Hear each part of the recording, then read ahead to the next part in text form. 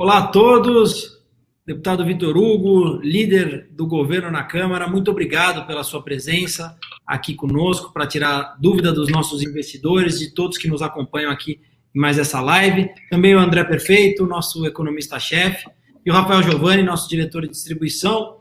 Então, deputado, eu queria começar pela última notícia do dia, que é o presidente Jair Bolsonaro dizendo que o namoro com o Rodrigo Maia começa a ser reatado. O senhor que já teve altos e baixos com o presidente da Câmara. Queria que você falasse um pouquinho como que o senhor enxerga essa possibilidade e, novamente, o governo conseguir formar uma base e estar mais próximo do presidente da Câmara. Por favor, e muito obrigado.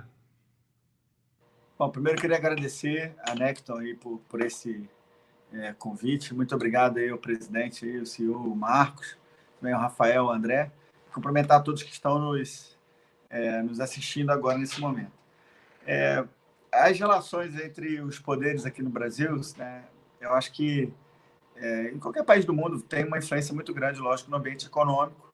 E quando eu vejo uma sinalização como essa, né, o encontro dos dois presidentes hoje, é algo muito importante para nós. A gente espera que isso represente efetivamente um respeito nas relações aqui dentro do plenário da Câmara dos Deputados, nas comissões, né, na presença do governo, na possibilidade do governo defender as suas teses, as teses não só econômicas, mas sociais e outras, em todos os campos.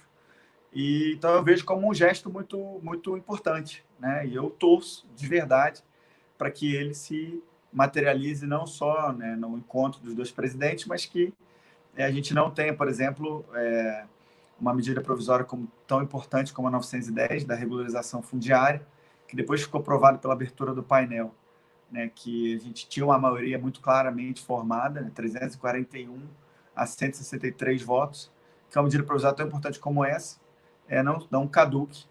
Né? Então, eu acho que quanto mais harmônico nós estivermos, mais facilmente a gente vai conseguir levar a cabo a aprovação, né, dessas medidas provisórias. E sempre que uma medida provisória caduca, é uma sinalização muito ruim de instabilidade e de insegurança jurídica para todos aqueles que acreditam na vigência, né, dessa medida, que naturalmente ela tem vigência imediata, mas ela tem um tempo para vigir e tem um tempo para ser aprovada, né? E quando há essa sinalização, é algo muito ruim.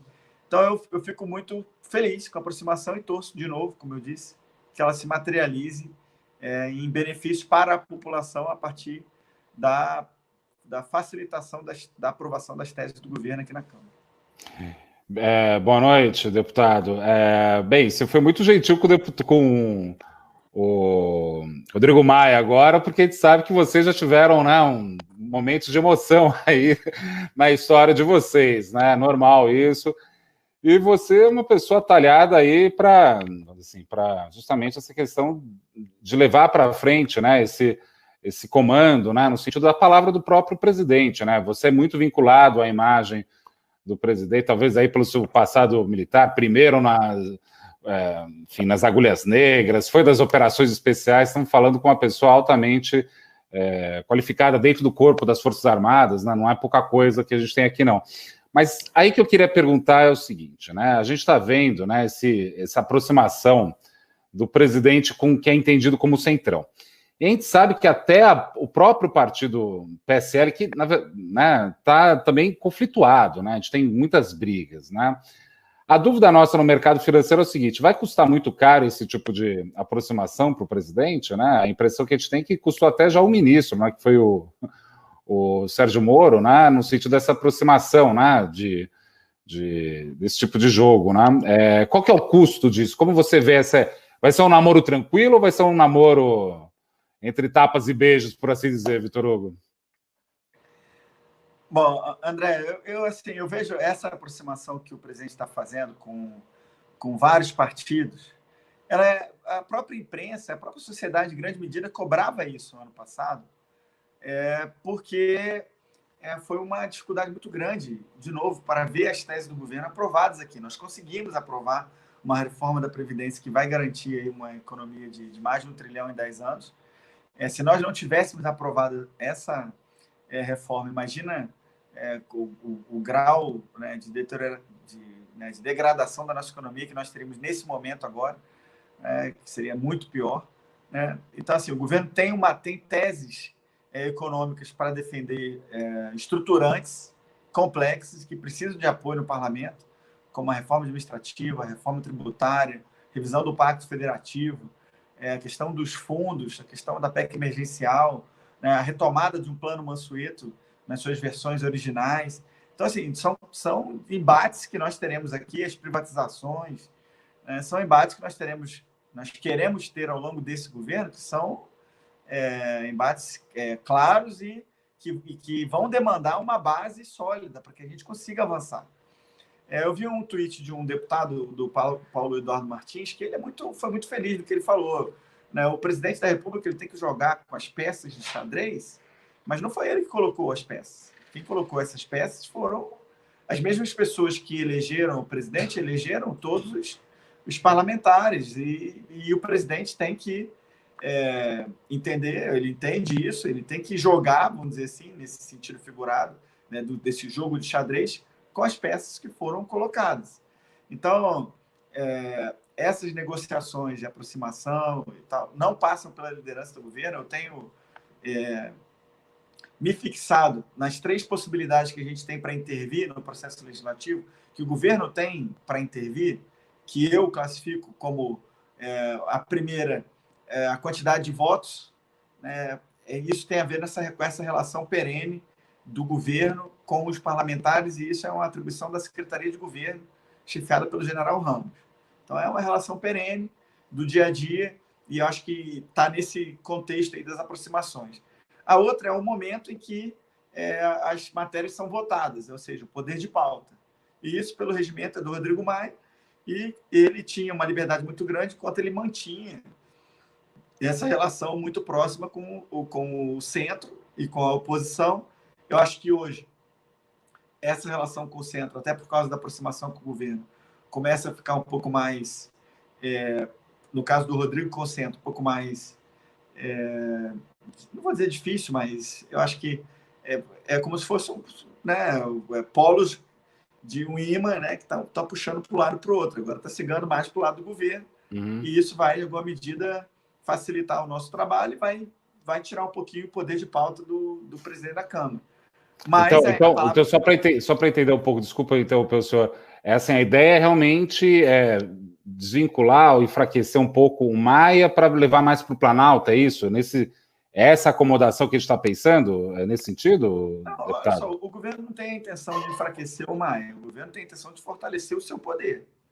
A nossa intenção não é assim, nós não temos qualquer problema com o Rodrigo Maia. O que nós não queremos, é lógico, o que nós queremos é fortalecer a capacidade do governo de aprovar suas pautas, né? E o que eu estava dizendo então, uma coisa é a aquisição dos votos, Secretaria de Governo, outra coisa é o momento de se votar. Isso tem a ver com o Rodrigo, porque ele é o dono da pauta, mas conforme o governo for tendo uma base mais consolidada, a gente vai ter uma capacidade maior de influenciar. E o terceiro pilar que eu acho que a liderança do governo pode influenciar é o mérito. E isso a gente tem condições maiores de influenciar, porque nós temos um governo todo, a nossa retaguarda, com as equipes técnicas dos ministérios. Nós temos aqui a consultoria legislativa da Casa, temos um núcleo técnico dentro da própria liderança do governo e que nos auxilia nesse contato com os relatores. Então, se nós conseguimos influenciar os relatores, não importa quando essa medida vai ser votada. Sempre que ela for votada, se o texto estiver de acordo com a gente, com o governo, a gente vai estar ajudando a população de acordo com as nossas teses. E nessa relação perene de obtenção de votos, a Secretaria de Governo ajuda nesse sentido. Então, eu acho que é por aí que o governo está caminhando. Eu queria acrescentar que nada que o presidente ou que o governo está fazendo vai contribuir ou vai fazer com que nós abandonemos a nossa pauta de combate à corrupção, né? O Estado brasileiro tem uma verdadeira artilharia contra o mal feito, e eu estou falando do Estado e não do governo, porque aí eu incluo o Poder Judiciário, os órgãos de controle, e aí eu estou falando do Ministério Público, estou falando dos tribunais de contas, né? Da União, dos estados, dos municípios onde ela existe. Então, a Controladoria Geral da União, o próprio cidadão hoje que consegue acessar os dados muito facilmente. Então, o fato de algum cargo ser uma indicação política em si só não é um problema. Quem apresentou o Tarcísio para o presidente, ou melhor, o Tarcísio para o presidente da República fui eu. O Tarcísio é meu colega de consultoria aqui legislativa da Câmara, foi meu contemporâneo e veterano da Academia Militar das Agulhas Negras, e ele, eu tinha certeza absoluta que ele conseguiria congregar a vertente política, técnica, e seria um excelente ministro, como está sendo. Então, é uma indicação política, mas ela em si só, ela não é uma indicação só porque a política ela é ruim. Então, o governo editou um decreto no começo do ano também, traçando os perfis para cada grau, para cada nível de função. Então, nós temos certeza que mesmo que haja esse tipo de aproximação com relação a cargos, que isso não vai redundar e não vai mudar o fato de que o presidente mudou as relações. O presidente não loteou ministérios, o presidente não entregou estatais porteira fechada para os partidos políticos, e eu não tenho dúvida que nós não viveremos novamente aquelas situações que eu tenho certeza envergonhava todos nós, né, das delações premiadas, né, da leitura dos acordos, das sentenças condenatórias, e que tanto abalou aí nosso ambiente político e judicial aí no Brasil. Deputado, muito obrigado pela tua participação, uma honra aqui para a Necton tê-lo conosco. Hoje pela manhã, respondendo a uma questão de um jornalista sobre a Argentina, o presidente usou a Suécia como exemplo. Quando a gente pega o número de mortes por 1 milhão de habitantes, a Suécia ela não está muito bem, né? Ela está pior que o Brasil, pior que os Estados Unidos. O senhor, como líder do governo, o senhor não acha que essa interlocução menos protocolar que o presidente vem tendo nesses momentos ali da saída do Planalto ou na chegada, que elas às vezes atrapalham a condução dos assuntos? Acho que o senhor conseguiu escutar, desculpa. Não, eu consegui escutar, eu escutei. É porque alguém ligou para mim, eu estou usando o celular e quando liga, às vezes cai. Mas... Quer que eu repita? Não, eu entendi, Rafael. O que eu acho? Assim, o presidente, ele é alguém que foi eleito mantendo uma conexão direta com a população, né? E ele, não só através das suas redes sociais, mas através até do contato pessoal, muitas vezes, ele gosta de ter esse sentimento, né? De interagir com as pessoas e, a partir dessa interação, não só transmitir as suas ideias, como também absorver a percepção da população, né? E, a partir daí, junto com outras fontes de informação, né? Afinal de contas, ele é o ponto focal para receber todas as informações que convergem aí dos órgãos do Sistema Brasileiro de Inteligência. A gente está falando aí da Marinha, do Exército, da Aeronáutica, da Receita, do Itamaraty, da própria Polícia Federal, né? Tem uma lei que trata disso, e na Polícia Federal é bom diferenciar o que seja informações de inteligência daquilo que são as informações de um processo sigiloso em curso. Já ficou claro até, inclusive, pelo depoimento do Valeixo, que o presidente nunca pediu nada nesse sentido, né? Que seria realmente errado pedir informações sobre um processo sigiloso em curso, completamente diferente de pedir informações, por exemplo, de crimes na fronteira, crimes ambientais na fronteira, garimpo ilegal, extração ilegal de madeira, tráfico de armas, tráfico de drogas. Então, assim, eu vejo a atuação do presidente, essas falas dele, esse contato com as pessoas na saída ou na entrada do Alvorada, muito mais como uma oportunidade que ele tem para... Eu nunca tinha tido um contato, lógico, tão próximo assim com o presidente da República, mas eu passei a entender que o presidente, com qualquer pessoa que ele converse, na verdade, ele está sempre conversando com a nação, né? E ele sabe disso, que a conversa do presidente em público é uma conversa com o país inteiro, e eu acho que ele aproveita essa oportunidade para mostrar o que ele está pensando, o que ele está sentindo. No caso específico dessas falas, ultimamente, ele tem tido, na minha percepção, a intenção de equilibrar as duas vertentes de solução dessa crise, né? Uma ligada muito à questão sanitária, que é prioritária, né? A questão da preservação das vidas dos brasileiros, mas também sem deixar de focar na solução econômica também, na vertente econômica da crise, que é importantíssima, né? E que o governo já anunciou centenas de medidas, e essas medidas somadas já ultrapassam 1 trilhão e 700 bilhões de reais, com ações para preservar empregos, as empresas, reduzindo jornadas de trabalho, permitindo a suspensão temporária de contratos de trabalho, né, ajudando o sistema financeiro, ajudando os informais, os trabalhadores formais. Então, assim, o governo está fazendo de tudo para, nessas duas vertentes principais, a sanitária, que, lógico, é a primordial, mas também a econômica, ajudar a população brasileira, né, o nosso Estado, a população, a economia, a sair dessa pandemia, dessa crise, o mais rápido possível e mais unido possível. Deputado, a gente percebe que o governo tem muitas boas notícias para contar. A gente teve aqui também com o Bruno Bianco, né, o secretário do Trabalho, ele esclareceu para as pessoas muito, é um quadro técnico do governo, esclareceu bastante sobre as oportunidades que aparecem. Mas eu queria fazer uma pergunta, indo um pouco na linha do que o Giovanni falou, né, da comunicação do governo, um governo que tem boas notícias para dar, mas com uma comunicação talvez um pouco truncada para chegar na população final, né? Eu queria usar como exemplo o teste do presidente da República do Covid. Eu não quero entrar no mérito se ele deveria ou não divulgar. Mas esses assuntos, que são assuntos que não são uma pauta tão relevante como o auxílio que o senhor brigou tanto na Câmara para aumentar de 200 para 600 reais, como as medidas para preservar empregos. Será que a gente não fica rodando muito no mesmo ponto para saber se o presidente teve ou não Covid, se ele discute ou não com a imprensa? Será que essa comunicação ela não atrapalha as pautas do governo? Marcos, mas esse interesse, por exemplo, pelos exames do presidente, não foi o presidente que estimulou. Esse interesse foi da própria imprensa, né? O Estadão que foi até o judiciário para pedir.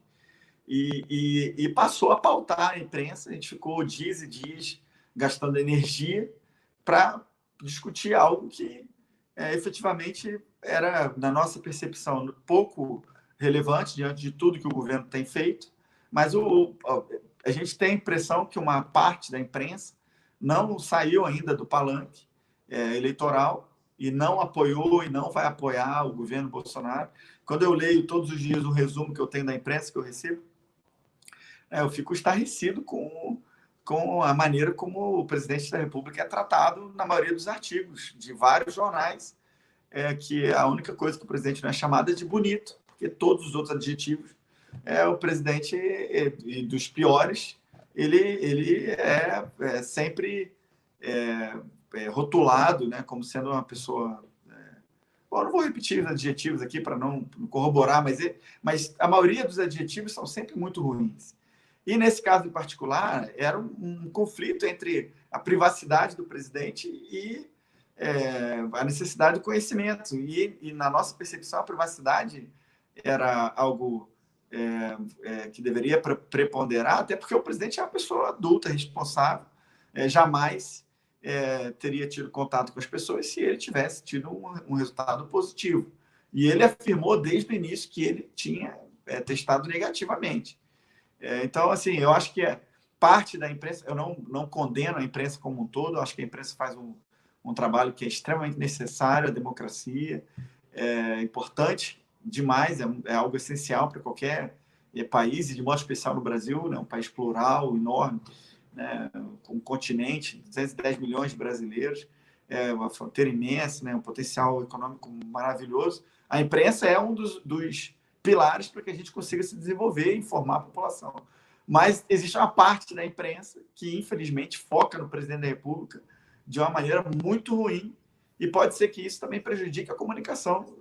Como evitar esse conflito? Como é que o senhor sugeriria para o presidente para ter um trato com a imprensa menos conflituoso? É que isso é possível? Então, eu não me sinto habilitado para dar, né, para sugerir ao presidente assim, algo nesse sentido. Ele tem muito mais experiência do que eu, de vida e de caminhada política. Eu acho que ele viveu momentos aqui na sua carreira parlamentar, né, 28 anos aqui, em que ele foi forjado nos embates. Ele já tem uma personalidade combativa, porque foi formado no mesmo lugar que nós, né, um oficial do Exército combatente. Então, já é um espírito formado para o embate. Ao mesmo tempo, ele foi forjado nesses 28 anos, porque durante muito tempo ele era o único, né, que combatia a esquerda, as teses da esquerda dominavam, né? Então, ele foi forjado nesse embate. E a imprensa sempre, ou nunca, dando espaço para ele, talvez muitos dos conflitos que ele tenha criado, as polêmicas, tenham sido também na intenção de ter algum tipo de visibilidade, algum tipo de espaço. E agora ele chegou à presidência da República com essa maneira de ser, e as pessoas conheciam ele, conhecem ele assim. Então, eu acho assim, que eu não vejo que isso prejudique o governo. Eu acho que, é lógico, sempre há oportunidade de melhoria para tudo, e o governo vai tem feito um esforço para melhorar essa capacidade de informar, por exemplo, essas centenas de ações, esses mais de R$1 trilhão. Né? É importante que as pessoas saibam que o governo federal não está parado, a despeito da imprensa ou de parte da imprensa, querer sempre caracterizar isso. Verdade. André, por favor. Bem, vamos lá. Bem, deputado, eu tenho que dizer que, assim, a gente aqui no mercado, a gente houve essa linha de raciocínio que o senhor apresentou e a gente vê com alguns problemas no seguinte sentido, eu quero deixar bem claro. O problema é que é contraditório algumas posições que estão sendo colocadas, né? A gente sabe, por exemplo, né, que o presidente, né, acho que o sentido da pergunta do Giovanni, do Maluf, até foi meio nesse sentido. Quando fala da Suécia, não é bem, né, verdade que está indo bem lá, né? O enfrentamento com o isolamento social e também a ajuda econômica, elas não casam muito bem. Então, assim, o sentimento, eu estou passando essa informação no seguinte sentido: o sentimento que a gente tem é que a bola sempre vem quadrada. E eu entendo o que você está falando exatamente, não, porque é parte da imprensa e por aí vai, né? Não estou aqui para falar que o presidente devia ter, se bem que eu até acho que deveria, mas enfim, minha opinião não importa nesse caso específico. Assim, fica tudo muito truncado. Toda hora, né, bate fofo. E esse bater fofo, por assim dizer, ou seja, não tem uma orientação, não tem um comando, né? Teses tão caras, né? Enfim, a estrutura militar, né, que você e o presidente vieram, né, a cadeia de comando fica fragilizada. E aí que fica interessante o seguinte, né, de tentar entender, eu quero ver se o senhor pode ajudar a gente, nossos clientes, a entender. Esse processo de comando do país hoje em dia está comprometido? Foi judicializado muita coisa, né? O Supremo falou que é Estado que manda em temas XYZ. O próprio Congresso, você mesmo falou de uma posição do Maia, de ter arquivado. A impressão que a gente tem, desculpa a franqueza, deputado Vitor Hugo, aqui, está um pouco sem controle. Você acha que agora com o Centrão vai se estabelecer esse controle? Eu espero ter me feito claro, não quero ser indelicado na pergunta, mas parece que está meio estranho para quem vem aqui de São Paulo, Rio de Janeiro ou Brasília, está meio confuso. Olha só, bom, vou falar primeiro sobre a interferência dos poderes, né? Acho que foi o ponto central da tua pergunta, né? No executivo. A gente lamenta que isso ocorra, né? Existe um campo de atuação do executivo que é o foco assim da ação e que é do executivo, que é, vamos dizer assim, a parte típica da ação do executivo e que mais ninguém faz, não dessa maneira, que é a administração. Ou seja, que é o poder discricionário do presidente de, dentro da legalidade, tomar posições diversas. Se fosse um presidente com uma outra visão, ainda dentro da mesma Constituição, com a vigência das mesmas leis, ele poderia ter uma atuação diferente, porque a lei dá uma margem para que os administradores façam isso. Até porque não tem como, pelo caráter abstrato e geral das leis, que fazer com que, e não é bom que isso aconteça, que a lei chegue nesse detalhe. Quando a gente percebe que outros poderes interferem, como essas decisões, aquela decisão monocrática do Supremo que impediu a nomeação do Ramad, ou a decisão que impediu a ação do presidente da República no que diz respeito à política externa, no caso dos venezuelanos, né? Ou a Câmara dos Deputados, numa pressão em alguns setores da Câmara, querendo que haja o adiamento do Enem, por exemplo, né? Que é uma decisão discricionária do Executivo. e eles querem fazer por meio de um projeto de decreto legislativo.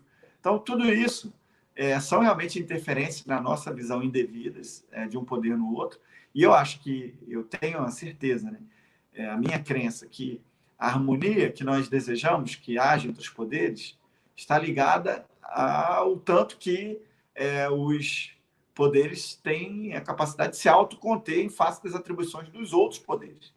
Então, não é porque o poder judiciário tem a palavra final que ele vai entrar no mérito administrativo da execução do trabalho do executivo.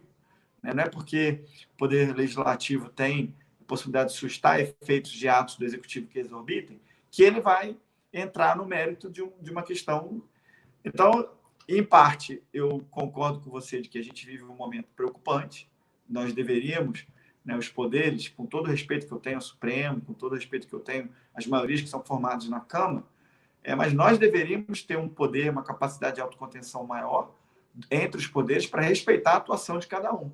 E isso eu não consigo ver como uma aproximação com os partidos da Câmara vai conseguir influenciar isso. Eu acho que eu não consigo ver relação. Eu acho que isso é uma coisa que tem que ser construída entre os poderes.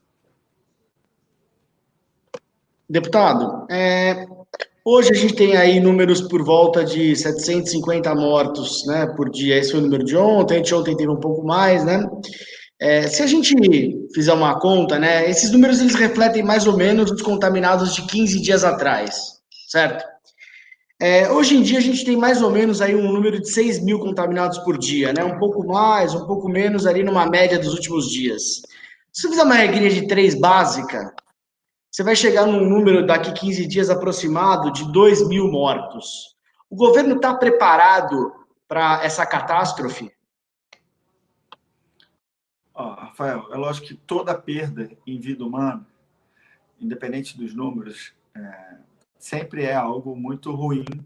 É lógico, o governo o presidente tem expressado isso por ações em suas falas em algumas oportunidades, e os ministros e os deputados aqui que são mais próximos do governo, a gente, lógico, que sente o efeito, né, e tem o sentimento, tem o pesar pelas mortes de todas as, né, pelas perdas de todas as famílias brasileiras que foram sofridas, as perdas sofridas pelas famílias brasileiras ao longo desse tempo. Agora, nós temos, ao mesmo tempo que nós temos esse pesar, nós não podemos, o governo pode parar. Eu sinto nas falas do presidente, nas ações dele, a intenção de transmitir essa energia de que é uma fase ruim que nós vamos enfrentar, ainda que haja, e a gente não tem, eu não acho perigoso a gente falar em aplicação de regras de 3 simples, porque a gente não sabe exatamente a evolução da doença, como ela vai acontecer. Nós temos que adaptar os cenários, esses modelos matemáticos de outros países, para a realidade brasileira, né? A realidade demográfica, a realidade etária, a realidade da dimensão, né? Da capilaridade do SUS, da nossa capacidade econômica. Bom, o Brasil, como todos os países, mas o Brasil em particular, tem as suas singularidades. Então, nós temos que fazer essa adaptação, e eu vejo no presidente da República a vontade total de adotar ações, de agir com energia e não demonstrar desânimo para a população, porque existe, inclusive, foi uma preocupação que eu senti no ministro Nelson Taixe, quando conversei com ele 2 semanas atrás, de não só focar, por exemplo, no caso do combate ao Covid-19, não só, ou da saúde em geral no Brasil, não só ao Covid-19, mas tudo aquilo que também não é Covid, mas que vai continuar ainda afetando a população. Estava lendo um artigo de um médico dizendo que, até no caso de Goiás, especificamente do meu estado, falando sobre os reflexos para os doentes crônicos, os reflexos para as pessoas que sofrem de depressão e que não estão podendo ter acesso a esses cuidados. Então, assim, o governo está preparado para que o agravamento da crise, estamos adotando as medidas para isso, mas é lógico que nós sentimos, mas não podemos parar.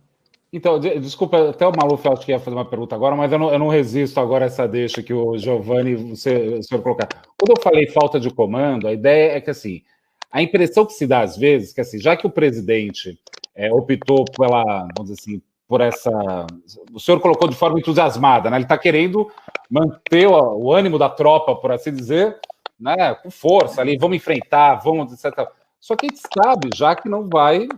já vai batendo nos hospitais, isso daí já está claro, né?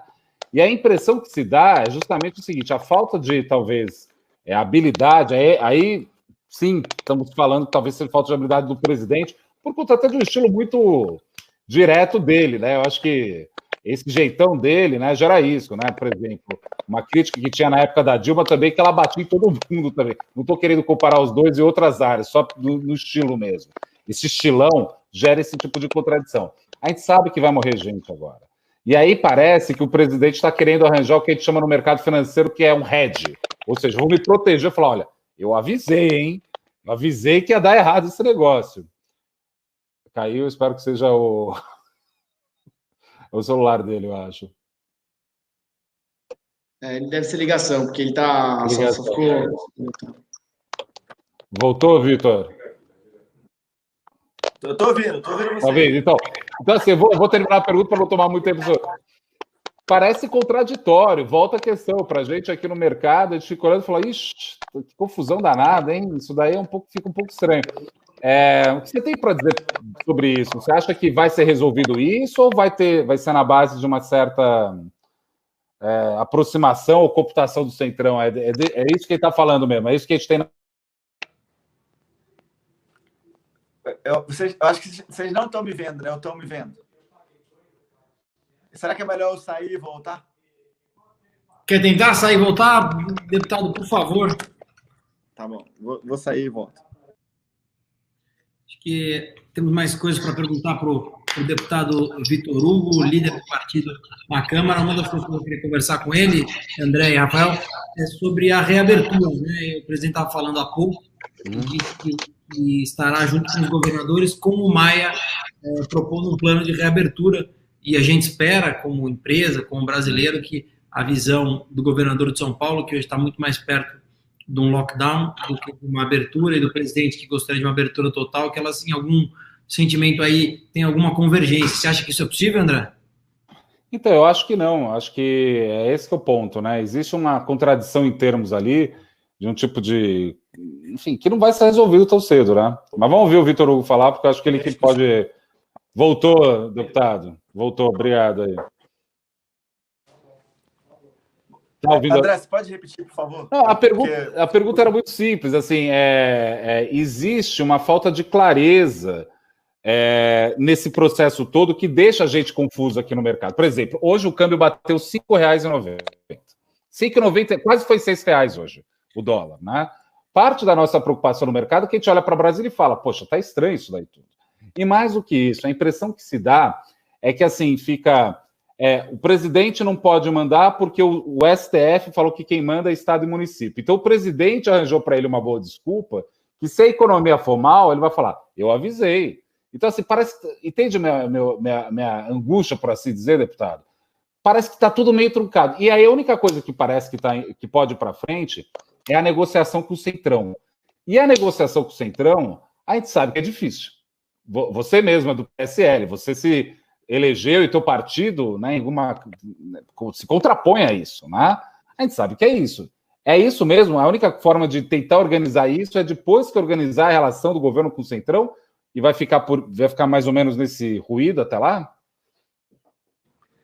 Então, é porque você abordou vários aspectos de questões que eu acho que vão ter que ser resolvidas, vamos dizer assim, por partes. Bom, primeiro, a decisão do Supremo que empoderou estados e municípios, ela não foi provocada pelo Executivo Federal. O presidente, você falou, arrumou uma desculpa para dizer... Não foi o presidente que arrumou a desculpa, quem decidiu foi o Supremo. Né? O presidente já vinha se preocupando com a questão econômica, demonstrando a questão econômica, a importância da questão econômica há muito tempo, inclusive sendo mal interpretado e chamando as pessoas dizendo que ele era insensível. As pessoas acham, parte da imprensa e as pessoas que são contrárias ao presidente, que querem reforçar essa imagem dele, esse estereótipo que inclusive na campanha foi criado, de que ele era homofóbico, ele era misógino, ele era um cara tosco, ele tratava mal as pessoas, era machista, ele iria ser eleito e iria, não sei, adotar atitudes antidemocráticas. Então, todo esse contexto que a esquerda quis criar e aquelas pessoas que não queriam que o presidente fosse eleito, retorna agora também a oposição querendo manter esse... E de novo, o presidente, não foi o presidente, foi o executivo federal, a Advocacia Geral da União, que provocou, que defendeu esse entendimento. Aliás, era o contrário, o presidente queria, se ele pudesse, definir essas medidas. Ele tem, inclusive, verbalizado isso, a questão da necessidade de abertura econômica, né? E é uma guerra difícil, mas nós vivemos numa sociedade que é plural, que é complexa, né? Vivemos numa federação, né? Os governadores têm suas atribuições, os prefeitos, o Poder Judiciário tem seu poder, e é por isso que eu reforço aquela ideia da autocontenção. Agora, eu não acho que a aproximação com os partidos da Câmara, todos os partidos, não são só os partidos do centro, né? Eu não acho. O que nós somos e sempre seremos contrários é a corrupção. A gente não vai ser nunca a favor da corrupção. E é por isso que eu falei que o Estado brasileiro tem uma artilharia para impedir o mal feito. Agora, a indicação política por si só, de novo, reforço, ela não é negativa desde que seguidos parâmetros, adotados todos os cuidados, e desde que o Estado brasileiro, a população brasileira, né, todos os órgãos de controle, desde que nós estejamos atentos para que, quando o ilícito acontecer, independente de quem tenha indicado, independente de quem seja, a pessoa seja punida. Isso nós sempre vamos defender. Deputado, de fato, as indicações, elas não dizem... Agora eu que não estou ouvindo, Marcos. Não está me ouvindo? Os demais me escutam ou não? Só o Major que não me escuta? Então, André, vamos seguir com você e com o Rafael. Eu vou sair e vou entrar de novo. Pode ser, deputado? Tá bom. O Maluf vai sair e voltar para fazer o áudio, né? Melhorar aqui, problema de conexão. Deputado, Rafael, vai. Obrigado. Deputado, a gente sabe que você legislou ali em favor do aumento do Vale Covid, né? Do auxílio emergencial de R$200 para R$600. Nós temos o sentimento que esse recurso ele está chegando, mas não com a velocidade que deveria. Primeiro, como o governo controla se esse recurso de fato está chegando na velocidade necessária e se, dado a dinâmica que o vírus está se apresentando, se vocês estudam estender isso além dos 3 meses? Bom, Rafael, primeiro dizer que foi um embate duro aqui, né? O governo havia sinalizado inicialmente com R$200, né? Depois a Câmara sinalizou que era pouco, avançamos para 300. Eu conversei com o presidente da República, com o Paulo Guedes, com o Braga Neto, com o Ramos, com o Jorge, e construímos esse entendimento no Executivo de que era necessário subirmos para R$600. Naquele momento, até o que o governo imaginava era um número de pessoas que seriam contempladas, né, de informais, e depois se verificou que era um número muito maior. Hoje já se raciocina com R$123 bilhões empregados para esse programa importantíssimo e que tem garantido a sobrevivência realmente de muitos informais aí no Brasil. Foi feito um esforço hercúleo da Receita Federal, do Ministério da Cidadania, para regularização de CPFs e concessão, obtenção de CPFs, para que fosse possível a Caixa realizar o pagamento, né, já de dezenas de bilhões de reais pagos para dezenas de milhões de brasileiros. Acho que o número já deve ter ultrapassado os 40 milhões de brasileiros recebendo mais de 40 bilhões de reais aí nesse período. Né? O governo está com todo o esforço para a gente realmente cumprir essa lei e amparar os informais, assim como está focando também nos formais e em outros públicos-alvo. A possibilidade de extensão é algo que vai ter que ser discutido, né? Se a crise se agravar ou se ela se estender efetivamente. Eu não ouvi ainda do governo federal essa possibilidade, não tive uma conversa dessa com o presidente nem com o ministro Paulo Guedes, mas eu acho que é algo que pode ser discutido, eu imagino, se, de novo, a crise se prolongar e ou a crise se agravar. Deputado, você me escuta? Escuto. Ah, que bom. Deputado, eu queria seguir a linha do que o presidente comentou hoje. O presidente disse que vai se reunir com os governadores junto com o Rodrigo Maia para conversar sobre a reabertura, a possível reabertura gradual das atividades. Qual é o plano do governo para a reabertura? Como o governo enxerga isso? E aqui para nós, acho que a nossa função não só de informar, apesar de não sermos jornalistas, mas a nossa função é claro de torcer para que o Brasil dê certo, para apoiar as lideranças constituídas. Eu acho que essa é a função de todos os brasileiros. Afinal, você torcer para um avião cair só porque você não é o piloto, não me parece uma boa estratégia. Então, a gente fica feliz. Em especial se você estiver dentro desse avião. Principalmente se você estiver dentro, é claro. A gente fica feliz com essa reaproximação entre os poderes. Acho que governar num ambiente de menos discórdia é melhor. Acho que o embate faz parte. Mas a gente queria entender qual é a posição do governo. Como o governo imagina que essa reunião deve acontecer, o presidente Bolsonaro disse hoje, como isso deve ocorrer? Marcos, eu não sei o formato ainda, né? Eu tomei ciência também disso pela fala do presidente, mas eu não sei de que forma vai ocorrer, né? Eu acho que o foco da sua pergunta é a maneira, como vai ocorrer, eu não sei. Como o governo imagina reabrir? Qual é a posição do governo para a reabertura?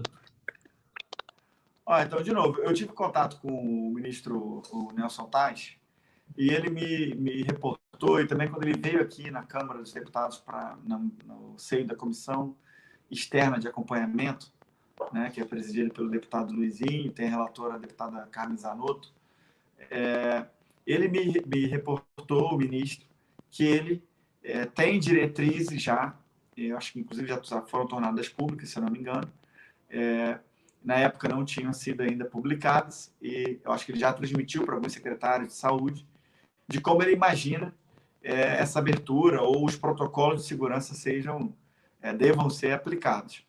A minha visão, fruto das conversas com o deputado Luizinho, que é o presidente da comissão, é que a gente deve levar em consideração esse mapa de calor. Lógico, é uma metáfora para dizer, tipo, por exemplo, o meu estado de Goiás, né, onde os casos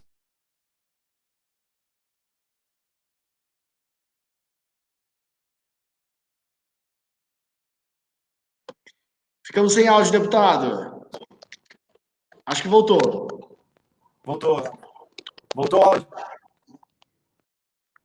Tá, então. Porque quando ligo... Então, o estado de Goiás, que está longe de ser o estado onde... Está longe de ser, por exemplo, como está a situação em São Paulo, ou no Rio de Janeiro, ou no Amazonas. Será que a gente deveria adotar os mesmos protocolos de segurança ou adotar medidas restritivas de circulação de pessoas e de mercadorias a ponto de sufocar a economia goiana, se lá não houve a propagação da doença no mesmo ritmo? Então, assim, eu acho que, pelo que eu entendi do que o ministro me falou à época, ele queria propor algo assim, algo que considerasse a realidade, e não só a fotografia de momento, mas também a capacidade do sistema de saúde, né, a própria... Eram vários fatores que ele levantou, em tese, que deveriam ser considerados caso a caso, dentro de cada estado, às vezes até dentro de cada município, para poder se tomar essa decisão. Mas, com o entendimento do Supremo também, de que cabe muito mais aos estados e municípios essas definições, a própria indução de políticas públicas ou divisão por parte do governo federal para os demais entes ficou, em alguma medida, mitigada. Mas uma reunião como essa, tenho certeza, vai ser a oportunidade para esse tipo de discussão, para que o presidente tenha uma visão geral do país, não só a partir dos técnicos do Ministério da Saúde, que também estão espalhados aí pelo Brasil afora, mas também da perspectiva de quem está cuidando na ponta da linha, das pessoas que são os governadores, que eu imagino também mantenham contato com seus prefeitos, né? Então, acho que vai ser muito bom, e vai ser bom que o Rodrigo Maia esteja presente, porque eu sei que ele também tem visões diferentes a respeito disso, e eu acho que dessa confrontação, eu torço para que a gente chegue num equilíbrio entre as duas vertentes aí, né, econômica e sanitária. Se o senhor torce, imagine a gente que está aqui, né? Mas, deputado, eu queria seguir com mais uma questão antes do Giovanni colocar o próximo comentário. A gente melhorou muito a nossa relação com a Índia, né? O presidente postou algumas vezes e comentou sobre vários medicamentos que vêm da Índia, e a gente vê a Índia aumentando o número de casos, o que é uma preocupação para as nossas importações de medicamentos vindo da Índia. A gente tem conseguido melhorar nossa relação com a China. A gente vê que a China mandou alguns senadores para os Estados Unidos, a gente teve aí um mal-entendido que o antigo ministro da Saúde, o Mandetta, comentou, mas como é que o senhor vê isso? Nossa relação com a China, que sempre foi tão boa, não seria a hora de estreitar ainda mais esses laços? Bom, eu não sou um especialista em política externa, eu acho que é complexo para eu opinar. Eu posso dizer que nesse momento eu vou falar da minha percepção pessoal, não estou falando pelo governo federal.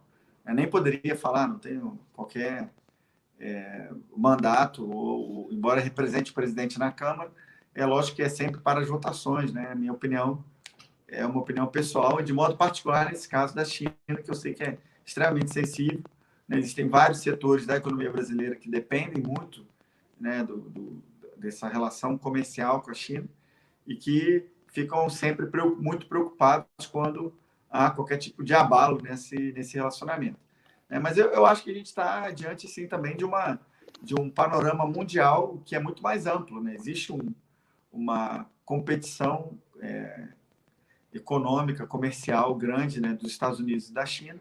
Nós temos, entre os Estados Unidos e China, nós temos nos aproximado muito dos Estados Unidos, né, uma aproximação direta entre os presidentes e também com reflexos enormes em todos os campos, né, na defesa, na ciência e tecnologia, em todos os aspectos, e na economia também. E eu acho que, sem desmerecer ou sem desvalorizar as nossas relações com a China, inclusive no campo econômico, né, mas essa nossa aproximação com os Estados Unidos vai definir os próximos passos aí em como a gente vai se relacionar.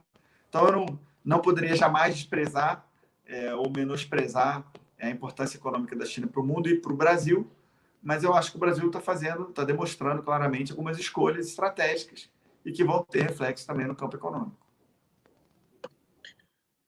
Deputado, na eleição do presidente Bolsonaro, ele teve grandes aliados na caminhada, né? Eu vou citar alguns aqui: o Caiado, o Major Olímpio, Dória, a Janaína e, por fim, o Moro.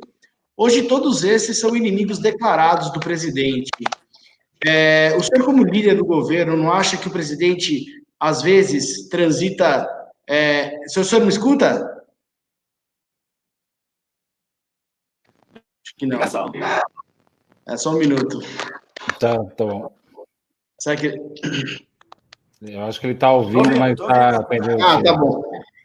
O senhor não acha que muitas vezes o governo ele vive numa bolha ali de pessoas que invariavelmente pensam exatamente como eles, e que qualquer um que pense um pouco diferente, eles vira imediatamente um inimigo?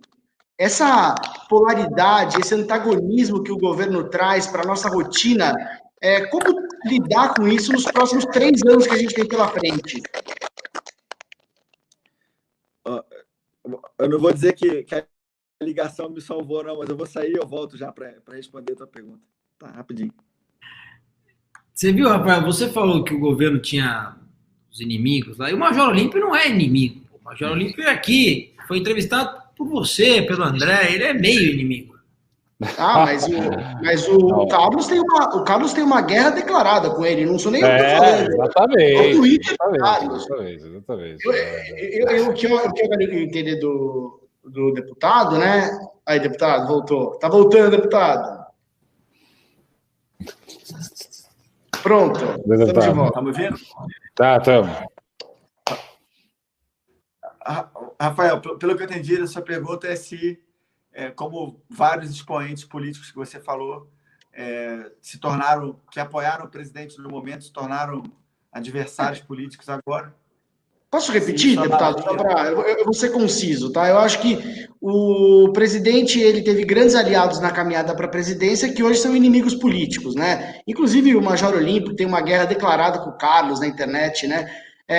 O senhor não acha que qualquer pessoa que se oponha a uma visão do presidente muito rapidamente vira inimigo dele e que essa forma de lidar com a coisa pública nos próximos 3 anos não pode ser um grande problema que o governo tem pela frente?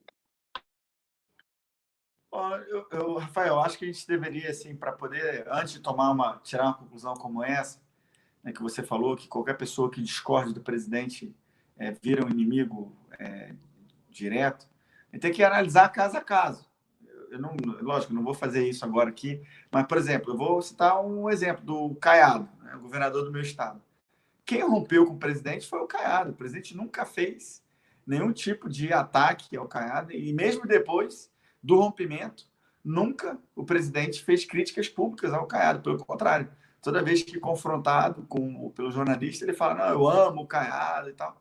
E no dia seguinte o governador vai lá e faz uma nova crítica, tentou essa semana editar um novo decreto fechando ainda mais a economia goiana e eu acho que teve uma reação muito pouco contundente em relação ao que o governador do Distrito Federal fez quando ele, em alguma medida, na verdade, em todas as medidas, né, ele proibiu que pessoas, né, goianos que moram no entorno de Brasília sejam atendidos, né, nos hospitais do Distrito Federal. Uma medida muito dura e muito ruim, eu acho, para esse relacionamento federativo entre Goiás e o Distrito Federal. Então, assim, no caso do Caiado, o governador que se afastou do presidente. No caso do ministro Sérgio Moro, ele que desembarcou do governo. A saída, ninguém nega, nenhum de nós, próximos ao presidente, a gente não nega tudo aquilo que ele fez em prol do país quando o juiz da Lava Jato. Mas a saída dele do governo foi uma saída muito ruim, com um viés político claro. Nenhuma das acusações que ele fez se materializaram, foram comprovadas em depoimentos na sequência. Então, assim, eu discordo um pouco, Rafael, da sua interpretação de que é o presidente que gera inimigos. Eu acho que muitas pessoas se aproximaram do presidente a partir do momento que vislumbraram a possibilidade dele chegar ao poder e que agora, inclusive com a possibilidade de desembarcar do projeto para assumirem seus próprios projetos políticos, começam a sair. Isso pode ser próprio, até eu não sei, eu não tenho experiência na política. Essa é a minha primeiro mandato eletivo, primeira eleição, mas me parece que isso é praxe na política. As pessoas se juntam para um projeto e depois, quando eu tenho a impressão que a eleição de 2022 está mais próxima da que a eleição de outubro agora, de 2020, que esses candidatos, pré-candidatos, começaram já a se movimentar, começaram a se unir, começaram a tentar se diferenciar do futuro pré-candidato Jair Bolsonaro à reeleição. Bem, só antes de o Maluf, acho que a gente vai ter que encaminhar para terminar, deputado, porque já está chegando o nosso horário, Mas vou te falar, olha, eu queria... Não sei que profissão deve ser mais ingrata do que ser líder de governo. Você está equilibrando um monte de prato aí, a gente finge que acredita na metade. Outra metade a gente não está acreditando nada, não. Mas tudo bem, faz parte do jogo isso daí. Eu só quero fazer uma pergunta. Você está falando com o Paulo Guedes, vocês estão amigos, tá tudo bem aí? Porque semana passada rolou um desentendimento, uma bola meio mal dividida. Por que eu estou perguntando isso? Porque tem uma pauta que você defende que interessa ao mercado, que é a privatização da Eletrobras. Vai encaminhar essas pautas aí? Como está essa parte econômica? André, a minha relação com o ministro Paulo Guedes nunca esteve tão boa. Aliás, a gente conversou durante o final de semana, inclusive para acabar com essas dúvidas que aconteceram na semana passada, que foi construída pela oposição, que quer ver, lógico, o quanto pior, melhor, né? E também por parte da imprensa, que adora imaginar que haja uma intriga onde não há. O que aconteceu na semana passada foi nós construímos a emenda, a redação da emenda que eu apresentei. Eu jamais apresentaria uma emenda que não fosse consenso no governo, com o presidente da República, o Paulo Guedes e o Ramos no telefone, e eu com o técnico do lado digitando a emenda. Então, e depois com a inclusão dos professores, contra a nossa vontade, nós votamos. Imagina o desgaste que é para um político votar contra o professor. Nós sabemos a importância desse segmento, mas entendendo a importância desse momento de conter os gastos fiscais e seguindo a orientação da equipe econômica, nós votamos contra os professores. Agora, quando houve depois a votação, que não era mais só contra professores, era contra professores, Forças Armadas, Forças de Segurança Pública, profissionais de saúde, a nossa avaliação, e em contato com o próprio presidente, foi de que não faria sentido nós votarmos contra, ou votarmos a favor da manutenção daquela expressão lá, desde que diretamente envolvidos no Covid. Então, não houve nenhum problema, a minha relação com o Paulo Guedes está ok. Inclusive, fiz tweets aí, depois na sequência, reforçando o meu compromisso com as pautas do governo. Enviei para ele, ganhei alguns elogios, alguns joinhas aí, paraquedas, militares saltando de paraquedas no Zap. Então, está tudo certo, está tudo engrenado. E sobre a Eletrobras, que o André comentou, deputado? Então, o governo como um todo é a favor da privatização. Eu também, lógico, sou a favor. Tenho tentado levar à frente essa pauta, como todas as outras pautas importantes, econômicas para o Brasil.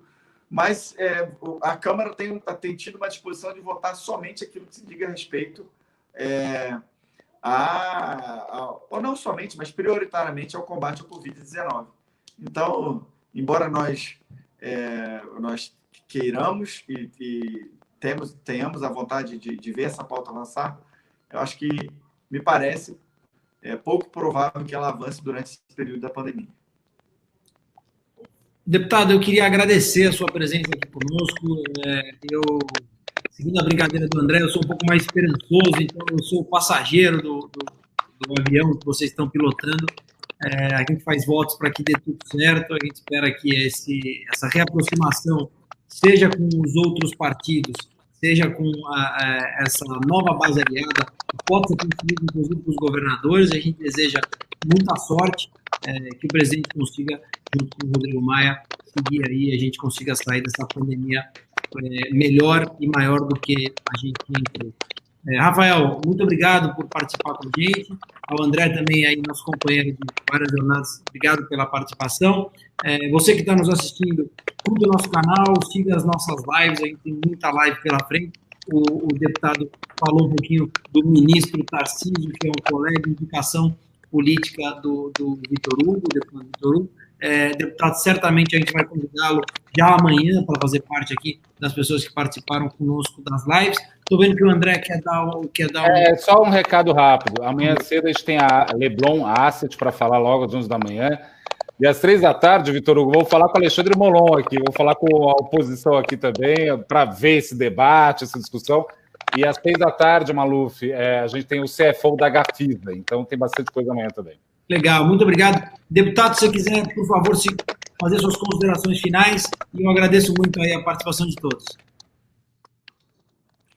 Bom, eu queria agradecer mais uma vez aí a Necton por esse convite, me colocar à disposição. Eu espero que eu tenha conseguido convencer um pouco mais dos 50% aí do cérebro aí do André, né, que ele não seja convencido amanhã pelo Molon, entendeu? Porque aí, se isso acontecer, é porque o Brasil realmente está indo para o buraco. Não, tá tudo certo, deputado. Não tem nada, não. Mas olha, gostei bastante das coisas. Um grande abraço aí para vocês e obrigado pela oportunidade. Muito obrigado, deputado Vitor Hugo, líder do governo. Um abraço.